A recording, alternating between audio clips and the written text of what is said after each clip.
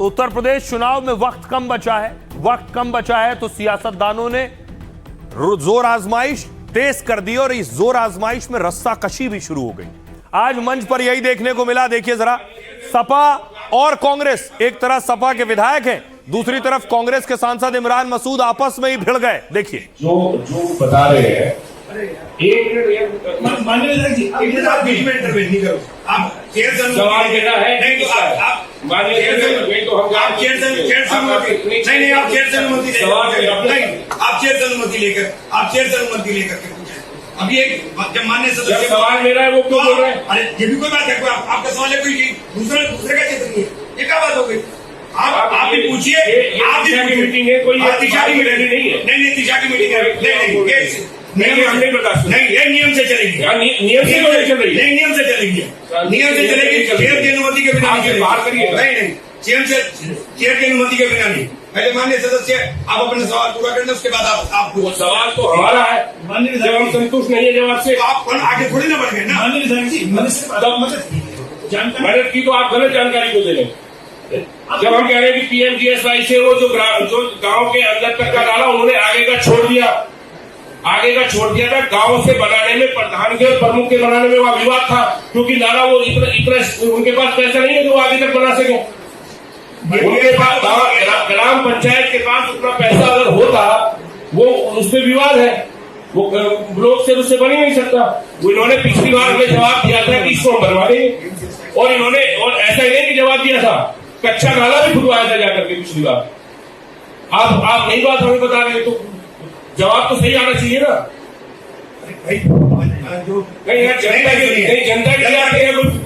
अब विरोधी सवाल पूछ रहे हैं कि चुनाव से पहले ही सपा और कांग्रेस आमने सामने इस तरह से लड़ेंगे तो ऐसे कैसे जीतेंगे चुनाव? चुनाव से पहले कांग्रेस और सपा के दो बड़े नेता उलझ गए। अखिलेश के विधायक आशू मलिक बोले चाय पकौड़ी खाने नहीं आए। इस पर कांग्रेस सांसद इमरान मसूद बोले आप नियमों में रहिए। मसूद ने यह भी कहा चाय पकौड़ी आपको यहां खिला कौन रहा है? वहां मौजूद सपा सांसद इकरा हसन भी इस बहस से हैरान थी। मामला सहारनपुर में जिला विकास समिति की एक बैठक का है। इसमें कलेक्टर समेत बड़े अधिकारी थे और मसूद अध्यक्षता कर रहे थे। इलाके में नाली बनाने से जुड़े एक मुद्दे पर दोनों आमने सामने आ गए। आशू मलिक ने कहा सड़क बनाते समय नाले का काम अधूरा छोड़ दिया। इस पर एक अधिकारी ने कहा नाले का काम हमारी योजना में नहीं आता। इस पर आशू मलिक भड़क उठे और कहा गलत जानकारी दे रहे हो। आशू मलिक गुस्से में ही थे कि मसूद के टोकने पर और भड़क उठे। मसूद ने कहा था नए सवाल पूछने से पहले मुझसे अनुमति लेना जरूरी है, लेकिन आशू अड़े थे कि वो जवाब से संतुष्ट नहीं तो सवाल पूछेंगे ही। इसी बात पर सपा विधायक और कांग्रेस सांसद की लंबी बहस हुई। वैसे आशू मलिक और इमरान मसूद के बीच पहले भी विवाद होते रहे। आशू मलिक इमरान मसूद को कांग्रेस का स्लीपर सेल भी कह चुके हैं। कहा था इमरान है कांग्रेस में लेकिन काम बीजेपी के लिए कर रहे हैं। सहारनपुर से विधायक आशू, पश्चिमी यूपी से सपा के बड़े चेहरे हैं। पश्चिमी उत्तर प्रदेश से कांग्रेस का चेहरा इमरान मसूद है और दोनों नेता कई बार आमने सामने आ चुके हैं। इस बहस के बाद सुनिए जरा दोनों नेताओं को क्या कह रहे हैं। नहीं तो नियम के तहत ही हुई ना मीटिंग, सब बोले ना, फिर बोलने का सबको मौका मिला है भाई। कोई भी आदमी, कोई दूसरा सदस्य अगर बोल रहा है तो आप इंटरवीन नहीं करेंगे, आप उनकी बात पूरी होने दीजिए, फिर आप अपनी बात रख लीजिए। अब ये थोड़ी ना कि आप ही ज्ञान के सारे भंडार आपके पास है। आप समीक्षा के लिए बैठे हैं, आप काम के लिए बैठे हैं, तो पहले एक पूरा हो जाए, फिर आपका कोई विषय आप उठा लीजिए। यही तो बात थी, मैंने यही तो बार कह रहा था कि आप 2 मिनट इनको बोलने तो फिर इन्हें बोलने देना, आप बोल लेना। इस तरह की जनप्रतिनिधि और ये अपनी बात रखने के लिए और ये सामान्य बात है, और ये जो सदन की या मीटिंग की बात होती है इसे वहीं करें, ऐसे तो बहुत फिर हो जाएंगे। इसमें इसको विवाद की तरफ नहीं ले जाना चाहिए। हमने जो सही बात थी वो कहा कि मीटिंग इस तरह से होनी चाहिए, वो फिर उस तरह से हुई, तो उसको फिर उस ज़्यादा तूल देना, विवाद देना मैं नहीं समझता कि। अब देखिए ये बहस नेताओं के बीच में नहीं है, ये दो अलग अलग मानसिकताओं के बीच में है। कांग्रेस की मानसिकता अलग है और समाजवादी पार्टी की मानसिकता अलग है। उनका एक कॉमन मिनिमम प्रोग्राम एक है, मोदी हटाओ योगी हटाओ, और उसमें वो सफल होने वाले नहीं हैं। इसीलिए दिशा की बैठक पे उनको दिशा भ्रम हो गया है। अखिलेश के करीबी आजम खान के ठिकानों पर रेड हो रही थी। जौहर यूनिवर्सिटी से जुड़े ठिकानों पर ईडी रेड कर रही थी।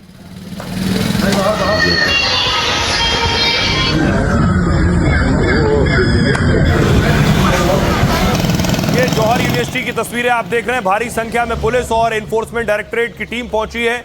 आजम खान और जौहर यूनिवर्सिटी से जुड़े 10 ठिकानों पर छापेमारी की गई है।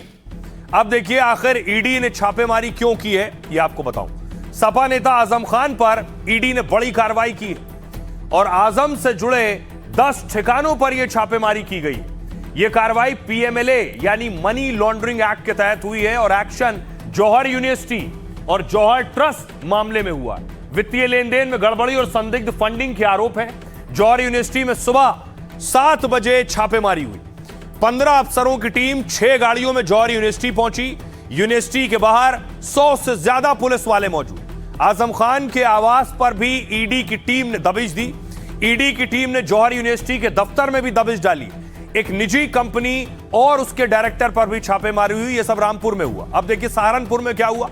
आजम के करीबियों पर ईडी से सुबह से ईडी कार्रवाई कर रही। जौहर ट्रस्ट से जुड़े सीए दीपक गुप्ता पर शिकंजा कसा गया। आजम के करीबी दीपक गुप्ता के घर छापे मारे गए।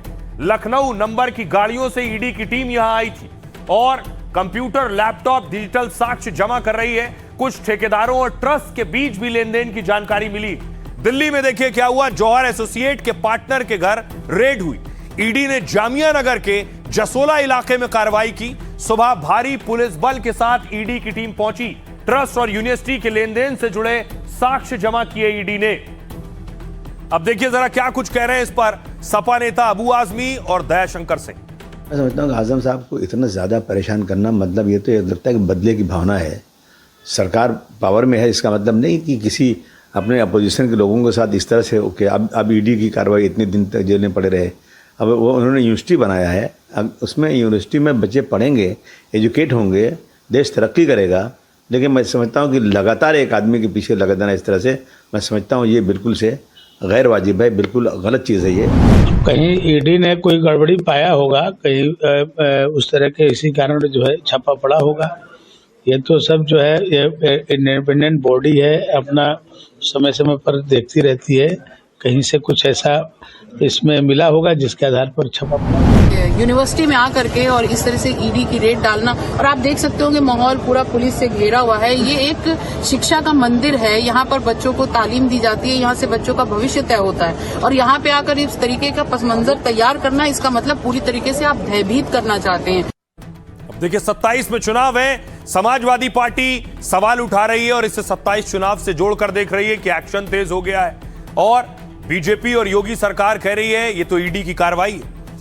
अखिलेश यादव ने कहा शिक्षा, शिक्षक और स्कूल बंद करने वाले भाजपाई और उनके संगी साथी यूनिवर्सिटी बनाने वालों के खिलाफ ईडी की छापेमारी कर रहे हैं ताकि समर्थकों को संतुष्ट कर पाएं। उन भ्रष्टाचारियों पर कार्रवाई नहीं हो रही है जो आपराधिक कांडों में है। ओपी राजभर कह रहे हैं इसके लिए अखिलेश यादव जी और सपा के नेता जिम्मेदार हैं जो नहीं चाहते कि आजम खान जिंदा रहे। ये रात में योगी से मिलते हैं, वो बताते हैं कि क्या क्या किया गया है और जांच कराने के लिए कहते हैं। इस घटना के लिए अखिलेश यादव जी और सपा के नेता ही जिम्मेदार हैं। समाजवादी पार्टी नेता एसटी हसन ने कहा इस तरह की छापेमारी पहले भी हो चुकी है और कुछ नहीं मिला, इस बार भी कुछ नहीं मिलेगा। आजम फिर बेदाग साबित होंगे। जौहर यूनिवर्सिटी पर छापेमारी राजनीतिक दुर्भावना से प्रेरित है।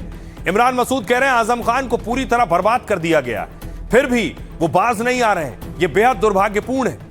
दानिश अहमद अंसारी यूपी मंत्री हैं, वो कह रहे हैं अगर बबूल का पेड़ बोगे तो मीठे फल नहीं मिलेंगे। यूनिवर्सिटी के जरिए निजी हितों को पूरा करने का एजेंडा था, जनता की मेहनत की कमाई को लूटा, सरकारी जमीन लूटी गई है। सुनिए आजम खान पर सियासतदान क्या कह रहे हैं। लोग आए हुए हैं, पता नहीं ईडी के हैं, सीडी के हैं, बीडी के हैं, काय के हैं। ये यूनिवर्सिटी को घेर रखा है, गेट बंद है, आप देख रहे हो सब गेट बंद है, किसी को जाने नहीं दे रहा है। अगर कोई इन्वेस्टिगेशन टीम आती है और कोई इंक्वायरी करना चाहती है, मालूम करना चाहती है, तो ये क्या तरीका है कि इतने बड़े कैंपस को बंद कर दिया गया है। राजनीतिक द्वेष के अंदर एक व्यक्ति को आपने बिल्कुल बर्बाद कर दिया और अब शिक्षा के मंदिर को आप तबाह करने पर उतारू हैं, मदरसों पर आप बुलडोजर चला रहे हैं। पढ़ाई की बात होनी चाहिए। ये तो यही जो नफरत का खेल है, ये नफरत बेहतर नहीं है, समाज के लिए अच्छी चीज है। ये सरकार में थे तो आपने नक्शा पास क्यों नहीं करा दिया? आपने धन दिया, सरकारी जमीन पर अगर आप भवन बना रहे हैं विद्यालय का भवन बना रहे हैं तो आपको सरकारी जमीन को हस्तांतरण करके विद्यालय के नाम कर देना चाहिए था, लेकिन इन लोगों ने इस नाते नहीं किया कि आगे सरकार, इनको घमंड था कि सरकार आगे आएगी तो आजम खां जी ज्यादा बोलेंगे तो वही हम उभारेंगे। मंत्री भी बनाने की बात, अरे वो सरकार में थे तब नहीं बनाए, अब गृह मंत्री नहीं शिवपाल जी और अखिलेश जी, अब मुख्यमंत्री की बात करो मुसलमान की। देखिए, जब आप बबूल का पेड़ बोएंगे तो आपको मीठे फल नहीं मिलेंगे। ये पूरे प्रकरण में इसे कहावत की याद आती है। जो जौहर विश्वविद्यालय बना के शिक्षा को आगे बढ़ाने की दुहाई समाजवादी पार्टी के नेता दे रहे हैं, दरअसल उस जौहर विश्वविद्यालय को बनाने के पीछे भ्रष्टाचार की क्या नई नई कहानियां लिखी गई, उन्हीं कहानियों की परतें अब खुल गई। जमीनी हकीकतें क्या है वो सबको मालूम है।